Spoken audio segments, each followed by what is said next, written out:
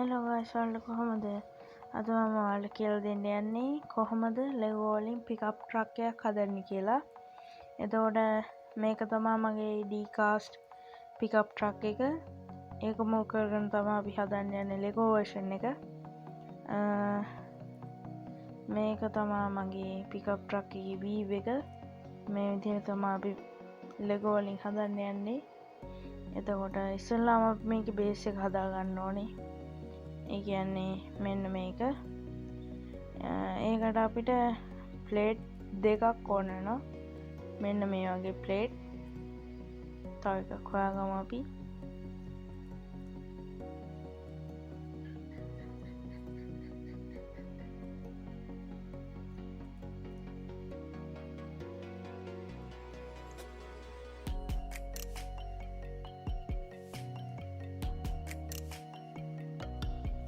ඔන්න අපි මේ වගේ ප්ලේට් දෙකක්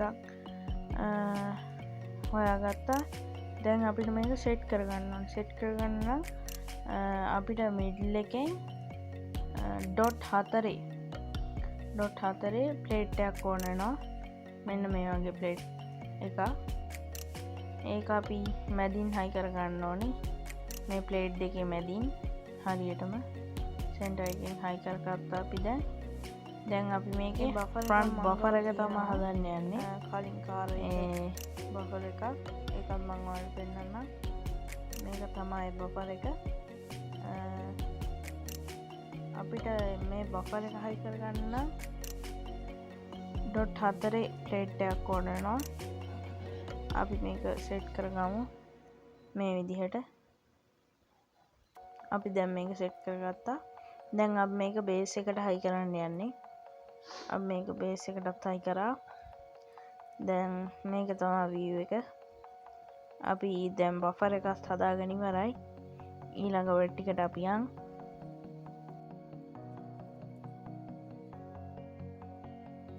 දැන් අපි මේකේ සයිඩ් එක තමයි හදන්න යන්නේ.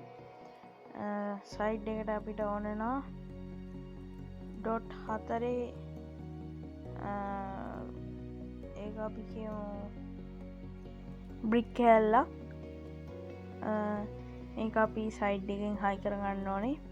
තව එකක් අනිත් සයිඩ් එකටත් අපි ගන්න ඕනේ ඒ වගේම එකක්.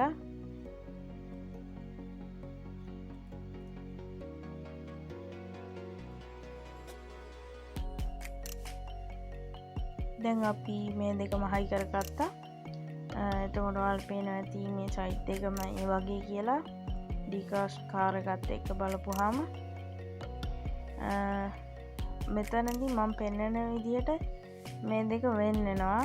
මේකක් එන්ජින් එක සයිඩ් එකට, මේක පිටිපස්සේ බඩු දාගෙන යන්න. ඒවට තමයි මම මේ පෙන්වන ප්ලේට් එක තියෙන්නේ. මේ ප්ලේට් එක තමයි එන්ජින් එකට හයි කරන්නේ අපි. මෙතනින් තමයි වෙන් වෙන්නේ.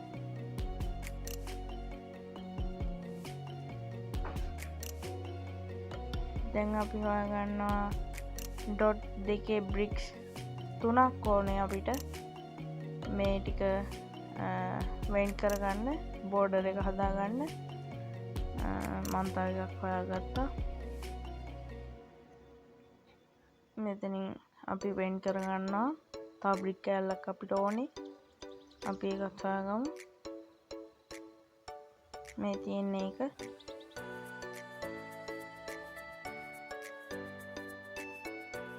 අපි මේක හයි කරගත්තා. දැන් අපේ එන්ජින් ප්ලේට් එක හරි. ඒක යනවා තමයි අපි ඉස්සරහා හදාගන්නේ. මේක සමතුලිත අපිට ඩොට් 4 බ්‍රික් කෑල්ලක් ඕන වෙනවා මේ වගේ ඉස්සරහා බෆර් එකට ගහන්න.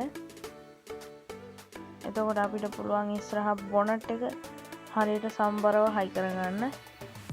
දැන් තමයි ඔක්කොම සම්බර වුණේ. දැන් අපි බොනට් එකක් හයි කරගමු. ඔයාලට පුළුවන් මේක ප්ලේට් 3-4 උනත් ගන්න ඔයාලා ගාව තියෙන විදිහට. මං ගන්නේ මගේ රෝද සයිස් අනුව. ගොඩාක් ලොකුවට හැදුවොත් එහෙම රෝද සයිස් එක පොඩ්ඩක් එහෙම වෙන්න පුළුවන්. මේ තියෙන්නේ අපේ බොනට් එක. අපි බොනට් එකත් මේ විදිහට හයි කරගමු. දැන් අපි වින් ස්ක්‍රීන් එක හදන්න යන්නේ. වින් ස්ක්‍රීන් එක මං ගාව තියෙනවා. මේ තියෙන්නේ වින් ස්ක්‍රීන් එක.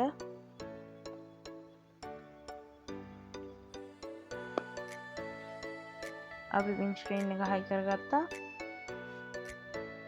දැන් වින් ස්ක්‍රීන් එකට පැරලල්ව අපිට බ්‍රික්ස් හදාගන්න වෙනවා. මොකද අපිට රූෆ් එක ගහන්න නම් බ්‍රික්ස් ඕන වෙනවා.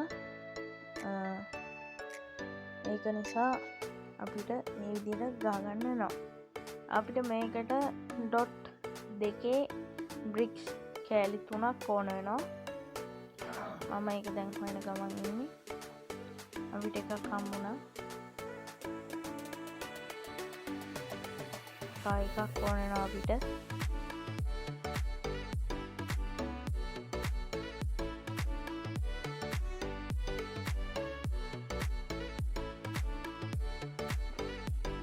අපි කෑලි 3ම හොයාගත්තා.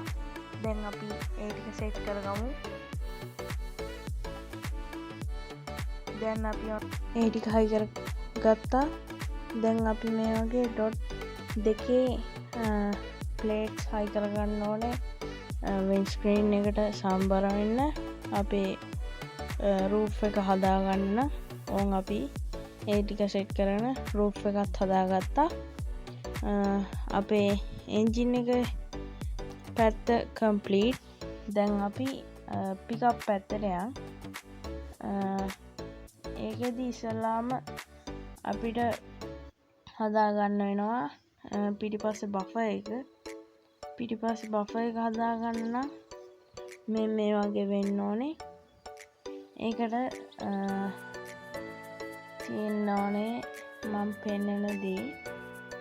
මෙන්න මේ වගේ බ්‍රික් එකකුයි මේ වගේ ප්ලේට් එකකුයි. ඔයාලට ඕන දෙයක් ගන්න පුළුවන්. ඒකට කිසි ප්‍රශ්නයක් නෑ. මොකද මේ ක්‍රියේටිව් විදිහට හදන්න ඕනේ. මමත් කිසිම ටියුටෝරියල් එකක් බලාගෙන නෙමෙයි හදන්නේ. මට හිතුණ දේ තමයි මම හදන්නේ.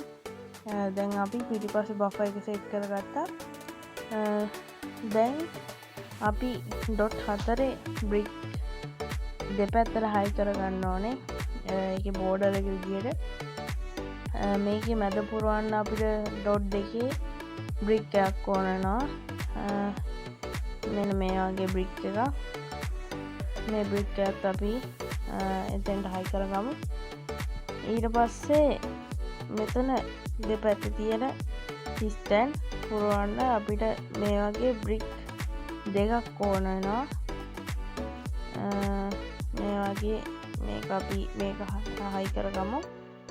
ඊට පස්සේ අනිත් පැත්තත් හයි කරගමු. මම ඔයාලට කලින් කිව්වා වගේ මේක ප්ලේට් වැඩි වෙන ගානට ඔයාලට මේකේ උස ඒ වගේම රෝද බලන්න ඕනේ. රෝද පොඩි නම් ප්ලේට් වැඩි කරන්න එපා. ප්ලේට් දෙකක් වගේ ගන්න. රෝද ලොකුයි නම් ප්ලේට් 3ක් විතර ගත්තට කමක් නැහැ. මොකද රෝද ලොකුයිනේ. එතකොට තමයි ලස්සන වෙන්නේ. අපි මේ විදිහට තමයි ඕව වීව් එක හදාගත්තා. දැන් අපි යමු රෝද වලට. මං ගාව තියෙන රෝද පුංචි රෝද ටිකක්. ඒක නිසා මං පොඩියට හැදුවා.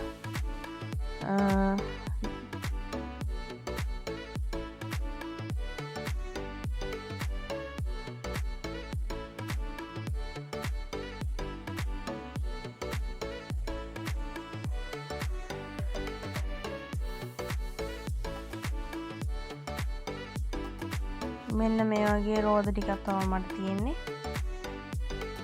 මේ නිල් පාට කෑලි ගන්නෙ මම එක හේතුවක් මත. ඒක තමයි රෝද දැන් අපි සෙල්ලම් කරන්න බලද්දී රෝද හිර වෙන්න බලනවා. ඒක නිසා ඒකේ උස වැඩි කරොත් එහෙම අපිට ඒ රෝද හිර වෙන්න එක අඩු කරගන්න පුළුවන්. දැන් අපි මේ රෝද 4 හයි කරගමු. දැන් තියෙන්නේ ලයිට් ටික හයි කරගන්න. ඔන්න අපේ පිකප් ට්‍රක් එක භාගයක් වැඩ හරි. දැන් අන්තිම වැඩ ටික යන්නේ. අපි බලමු ඔක්කොම ඉවර කරගත්තහම කොහොම තියෙයිද කියලා.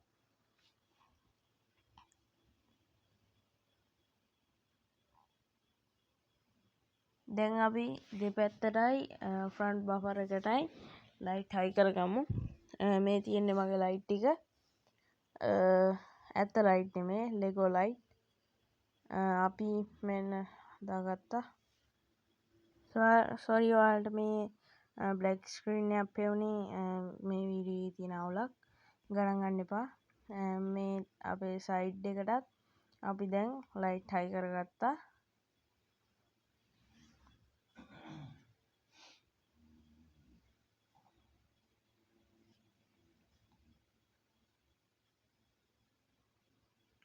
අපි උඩ රූෆ් එකටත් මේ වගේ තැඹිලි පාට ඩොට් 4 ප්ලේට් එකක් හයි කරගන්න ඕනේ. ඒ ප්ලේට් එක හයි කරගත්තට පස්සේ මේ වගේ නිල් පාට ප්ලේට් දෙකක් අපි උඩට හයි කරගත්තහම මාර ලස්සනක් තියෙන්නේ. අපි දැන් මේ දෙකත් හයි කරගමු.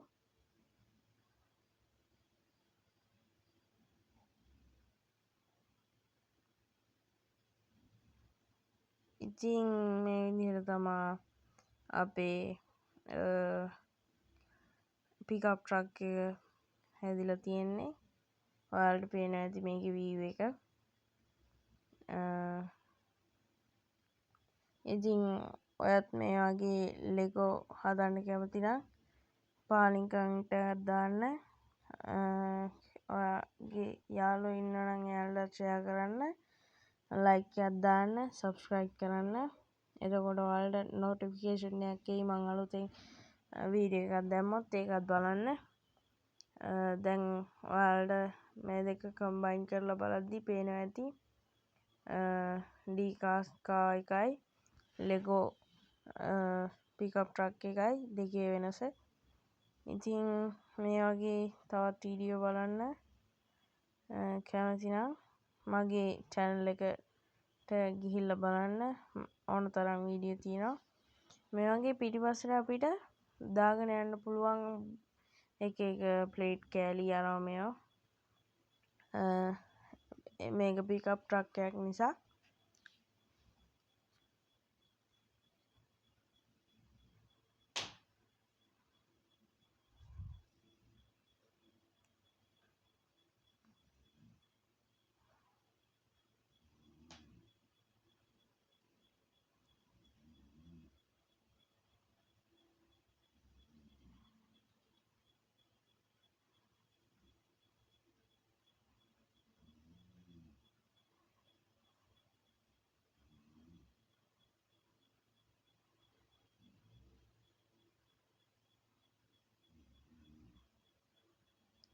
මේ විදිහට මූව් වෙන්න තමයි මම අර නිල් පාට බ්‍රික් කෑලි ටිකක් දැම්මේ. ඒක නිසා හොඳට මූව් වෙනවා. මේක තමයි අපේ පිකප් ට්‍රක් එකේ ඉතින් මම තව වීඩියෝස් කරලා තියෙනවා, ෂෝට්ස් කරලා තියෙන්නේ. මේක තමයි මගේ පළවෙනිම ෂෝට්ස් නැති වීඩියෝ එක, YouTube වීඩියෝ එක.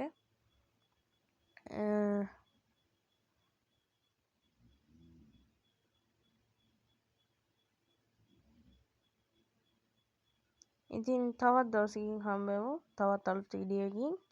එහෙනම් thank you.